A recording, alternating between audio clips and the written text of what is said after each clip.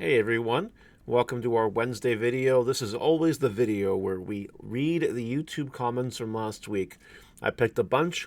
There's a lot of comments about BT17 and pre-sales and prices and all that fun stuff. There were way too many comments to pick from last week, but I did my best. I picked some good ones and we're gonna have some good discussion today. So grab a seat, relax, get a drink or a snack, enjoy yourself, turn me on in the shower, whatever you want to do, and we'll get right into it. If you guys want to be in this video, all you got to do is leave a comment on one of my videos and you might make it in there. Perhaps. Start here with Lonnie the Waffle. Bandai gonna have to start reprinting promos again, like how they had promos in the Resurgence booster box. Some of the promos are expensive and a pain to get. I agree with this. They should be reprinting promos more because some of them are annoying. Now, to be fair, they are reprinting promos, which is good. And to be super fair, a lot of promos they release aren't necessarily tier 1 meta promos. Like, I can't think of any of the 6 promos we just got being like, you need this to play tier 1 or you're not going to top up regionals. It's not like Pulsemon back in the day. So, like, this is all good. There should be more reprinting, though, for those people that could use them. I completely agree with this.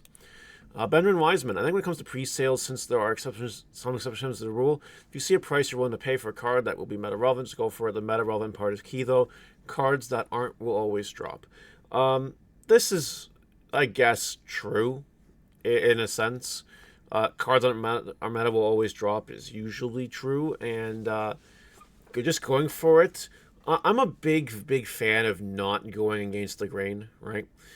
I know people that, throughout the last few years of doing Digimon content, they'll message me and they'll be like, "Hey, I never bought the pre-sales and I've only like missed twice." You know what I mean? I think that in the sense of that, the amount of money you save, comparatively speaking, just for being safe on a rule, I think it makes up the fact if you have a couple outliers. It's the law of mass numbers anyway. That's kind of how that works. So I don't necessarily agree with that part of it. But like at the end of the day, people will spend their money how they want to spend their money. And like, I'm not going to stop you, honestly. Knack now BTE 5951. Surprised they did not talk about promo Lobomon 3 months ago that cost 50 cents. Now it's $9. Yes. I love bringing up these comments once in a while. Here, I will not bring up every single card on a Market Watch. Because sometimes, if I were to bring up every single relevant card on a Market Watch, it could be 40 minutes, it could be 45 minutes, it could be an hour. Ain't nobody got time for that. So I'll bring up a good sampling. Like, for example, when you're watching this video, you would have already watched Monday's Market Watch. I brought up a couple blue hybrid cards, right? But I use it as a placeholder to say, check your blue hybrid cards. Because I could go through them all. Like, they're all going up in price. But, it's all about using your brain sometimes. I'm not going to cover every single thing always. I've had market watches where there's been a really big buyout happening, and I don't cover it because I think it's fugazi or it's weird or whatever. So, TLDR, I won't cover everything always because there's not always a reason to cover everything always. I hope that makes sense. Trust and Senpai, a YouTube member. I usually follow your advice for pre-sales, but should about the 101 for 20. Absolutely true in the sense that they were 20 and that was good money. Again, exception to the rule, it happens. Jamus05, takeaway. Think ahead and don't just sell things to get rid of. That and patience. I know what he's saying. He's just basically saying have patience and don't just sell for the sake of selling, which is 100% true. Cash flow is important.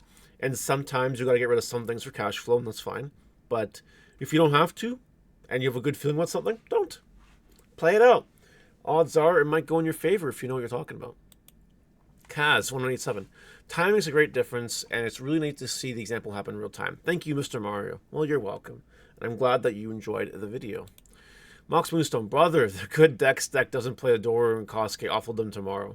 I have been patiently waiting, and they have only gone up. But the time is basically now. I will be getting rid of them shortly. Perhaps even on the luxury page, Mox Moonstone, if that interests you.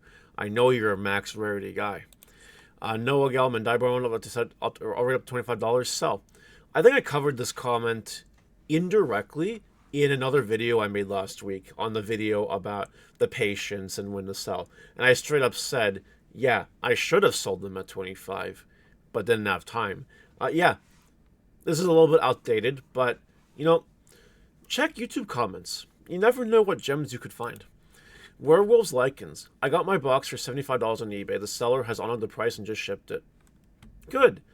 I included this because there are some people that will comment or message and say, on the internet, I literally can't find boxes for over $110, $120. Like, what the hell, man? It exists. You just gotta look. You gotta use your brain and look. You gotta use your eyeballs to see. Look beyond what you see. And if you don't see anything, keep looking somewhere else. And you'll find it. You will. You will find it. And always, on that note, act quickly. If you see something, get it right away. Don't wait and say, oh, I don't know if I can afford, blah, blah. Just do it. Don't let your dreams be dreams. Boris the Goose, 92. I still fully believe they kept Ace's defensive ability. I still fully believe if they kept Ace's defensive abilities only, they wouldn't be an issue. Valkyrie, Imperial Paladin Ace, Gallant Ace, they all have offensive power on them in addition to removal defensive stats effects. Before we talk about this comment, I find it really interesting that my comment video last week, out of all the videos last week, Beat 17 and all, that had the most comments, the most traction out of any one of my videos. And it was because of the thumbnail and the name. Aces, they've gone too far. It's really interesting to see how people will just interact and comment on the title and thumbnail, maybe not necessarily the meat and the potatoes of it, because there were so many other comments in that video that you could have replied to, but so many people went for the default. I just find that interesting. But anyway, there were so many comments about aces. I picked one just to pick one. And this is a good one, honestly. Yeah, the problem with aces is that consider Yu-Gi-Oh! For a second. Yu-Gi-Oh! Has hand traps. They're usually pretty weak. They have very little application besides being the hand trap, because for the most part, besides that, they're useless, right? They'll just sit in your hand and do nothing or whatever. You can barely count the number of times you use a hand trap for a synchro summon or an XYZ summon or a fusion or whatever. It happens. It happens, but it's not like the main purpose of the hand trap. You know what I mean? Digimon is different. You can beat the shit out of your opponent with the hand traps in this game. And some of them even reward you for doing that. Like, if you read here, I think I have Goutmon Crimson Mode Ace here. It has its... I can't pick it up. I have no nails. But anyway. It has on play when Digivolving, which activates when you play it or evolve it as a hand trap. But it's when attacking for every 10 total cards, multiplayer's trash top card on security stack. Like, it's also a super offensive hand trap, right? Now, not all of them are like that, and that's probably a good thing. But I feel like most hand traps always do something else. I think every single one does something else, actually, besides this on-player window drawing effect or whatever. My fear is that we think they're bad now. I believe they're going to get worse before they get better. That's just what I think. I think we haven't really seen Nibiru-level cards. Though you could argue that, things like Valkyrie Ace or, Paladin Mode Ace or whatever, those are pretty strong cards, right? I think it's only a matter of time before they change the rules as well and we get aces that do, activate besides the opponent's battling phase. I think it's interesting. It's a topic for a different day, like a dedicated video, not a comment video for it, but... yeah, I think aces are problems. That's my stance. I think since BT14 came out and the aces started coming out in full form, that's been the real decline. People say it's BT9. That didn't help, but no. BT14, aces when it all started, I think. Virgin Ears.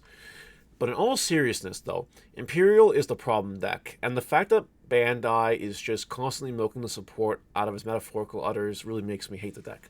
Yes, Numi and Ancient Gar are bigger problems than Imperial, but the Davis Ken Tamer enables the hell out of it.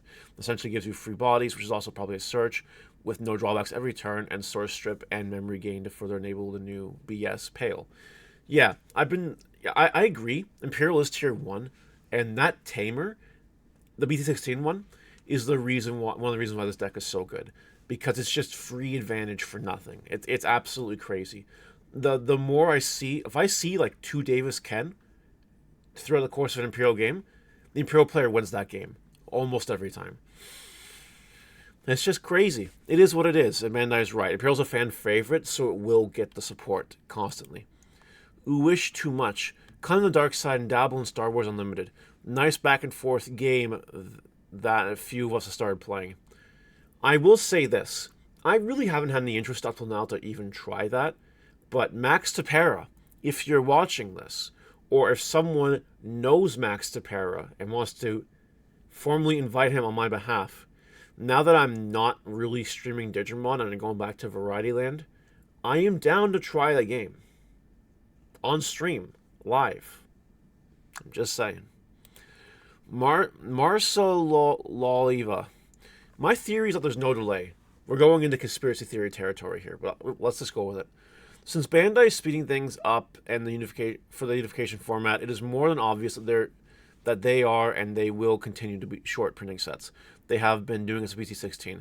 Because of that, they can't afford to fulfill the quantity of boxes needed for their main market targets, which are USA and EU, and that ends up in cutting stock from LATAM to fill their quota. They always have been doing since BT4, but this time it was more than obvious up to the point to cover it using as false delaying product. Ash's Fall here agrees. Look, I don't know if I'm going to put on the tinfoil hat with this guy, but distributors have confirmed that there is less printing. There is less printing. Now, they're taking stock out of LATAM and other areas to do that.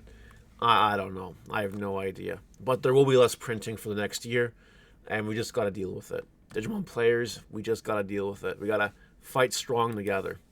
Orange Dragoon, I can't imagine how much worse it will get when we get release 2 and 2.5, then a simultaneous global release.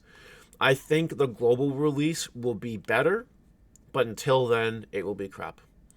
Robert Weaver, apparently FedEx lost some boxes that had promos for Bandai for Gen Con, so all of the promos were not given out. They only gave out 900 promo Altar BT12 Wormmon, but there's supposed to be way more. I heard about this, and it makes me happy I didn't go to Gen Con, because if I was one of those people that didn't get a promo Wormmon, I would have lost my marbles, and there definitely would have been a video about it, 100%, and I would have dunked all over Bandai, 100%. But it does suck, and it shouldn't happen, and Bandai should do better. And some people will say, well, you can't blame Bandai for FedEx's problems. Yes, I can.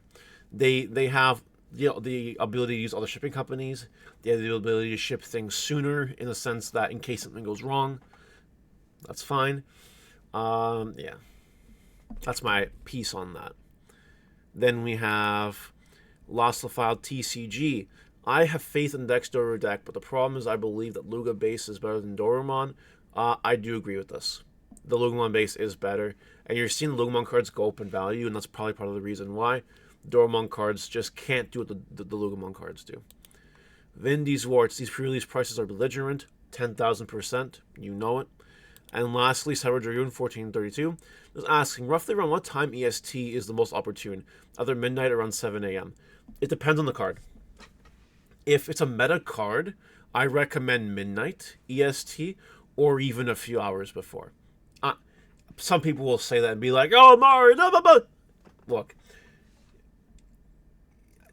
we've seen cards throughout the history of this game that are cheaper like a couple hours before midnight, a couple hours after midnight, and then they go up because they're that good. But if they're not that good, wait till the morning, wait till later in the day, wait till the weekend is over if the cards really aren't that good, and that will always help. When I say release day, if it was me and I didn't own a store, I would be buying my cards at midnight, basically. That's what I used to do back when I played Yu-Gi-Oh! Competitively, because the pre-sales on Yu-Gi-Oh! Were a problem too. But I would wait until release day. At the very, very, very least, like the latest, like 11 a.m., 12 p.m. was the latest I waited for cards. But if I had to order cards online for some reason, midnight. Always, every time. And that's it for today. Let me know what you guys think about the comments, and leave a comment if you have something to say. Besides that, I'll see you later. Bye.